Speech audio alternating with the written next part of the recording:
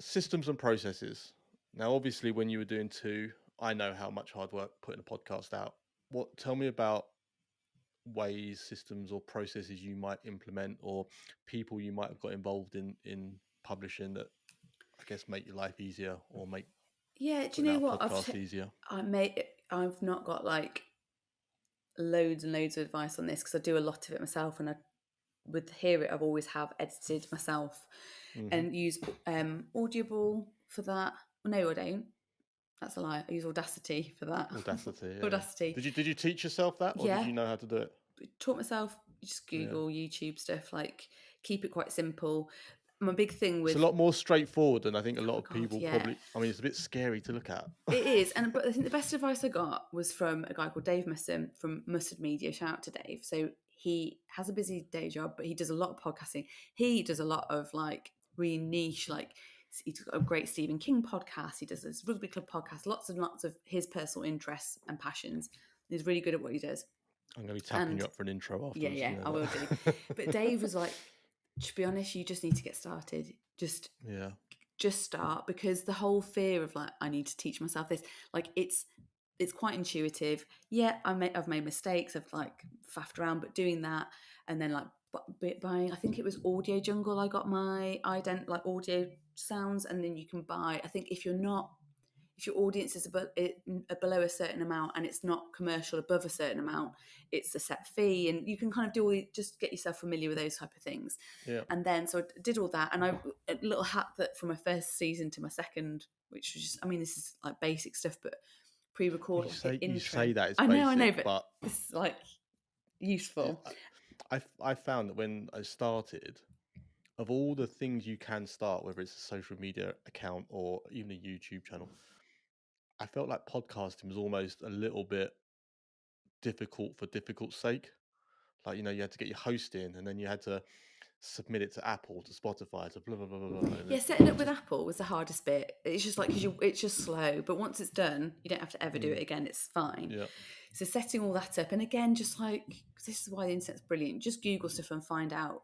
Hosting. Yeah, you can host and record through all different ways, but yeah, a Podbean I host through, and I use Zencaster, which you use. But yeah, I did an interview with someone else that used Riverside. Riverside's pretty good. So it's just kind of finding the things that work for you. yeah. And yeah, the graphics and stuff we have. I had a freelance designer do stuff for both Hear It actually and Have You Got 5 Minutes. And when we had a season sponsored, I think it was our second season for Have You Got 5 Minutes, and we used that money we actually used Dave Musson to save a bit Oh, of did time you? because work was so busy for both of us again Yeah. as stuff was picking up coming out of the pandemic. We were like, that takes a time. So Mm. that was like the gift of getting some time back. But then I do think, I mean, Dave's a great producer, but I do think sometimes actually when you're doing the interviews, you'll know what you like the most. And I think there is you either have to have a really good relationship. That's why I wouldn't go down the Fiverr route from a production point of view, because you lose that, like the sound bites. Like It's hard, Dave isn't it? got it, like he totally knew what we were trying to achieve, so it was fine.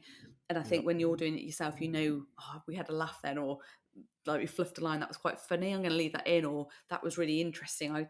That quote I Yeah. liked. So I think that produce, if you're going to get someone to edit and produce for you, that's quite important. I think it's incredibly important. I think I've heard people talk about that from a YouTube perspective as well, as in why they edit their own stuff as opposed to outsource it. And I totally agree with you. I think there's little things especially when it's your own podcast as well. There's little things you think, oh, I want to keep that in, and you have Well, to have that relationship between you and that editor yeah. is so important. So I kept it all easy with an in-house for this season, well last season, for always for Hear It, but for Have You Got 5 Minutes. And I wouldn't rule it out in future, because I think time-wise that is where you can Yeah. save loads.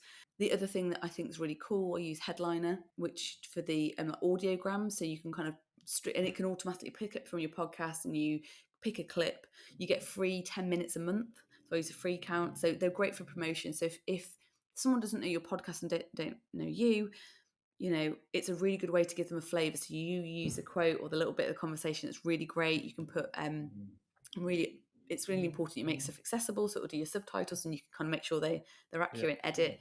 One thing I've started but I haven't fully done yet, I'm trying to get the archive of Hear It onto YouTube. I'm using Wave for that.